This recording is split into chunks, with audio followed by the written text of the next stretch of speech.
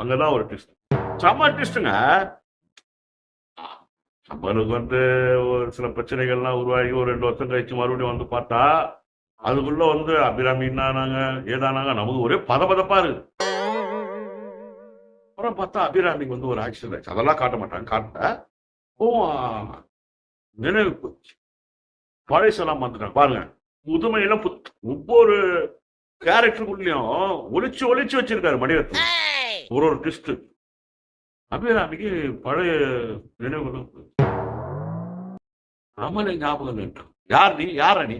நான் கூட ஆரம்பத்தில் நினைச்சேன் ஏற்கனவே ஒரு முறை மாதிரி யாரா நீன்னு கிணறு போனாங்களா அப்படி நினைச்சா இல்லை உண்மையிலே யாரா நீ தெரியல. உண்மையிலே அபிராமிக்கு கமலஹாசன் தெரியல. கமல் இந்த மாதிரி எல்லாம் காட்சியெல்லாம் வச்சு நம்மளை அந்த சீட்டுடைய நுனிக்கு வர வச்சு கண்ணில் தண்ணியை முட்டின்னு வரா மாதிரி ஏதாவது செய்யணும்ன்ற முயற்சி இருக்காரு பாருங்க மணிரத்னம். அதுக்காகவே நம்ம அவரை பாருங்க.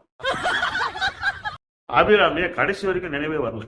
கடைசி வரைக்கும் புருஷன் புரோஜனம் இல்லை நிலைமையில் ஆயிடுச்சு. அப்படி அபிராமியுடைய கேரக்டர் செதுக்கி இருப்பார்.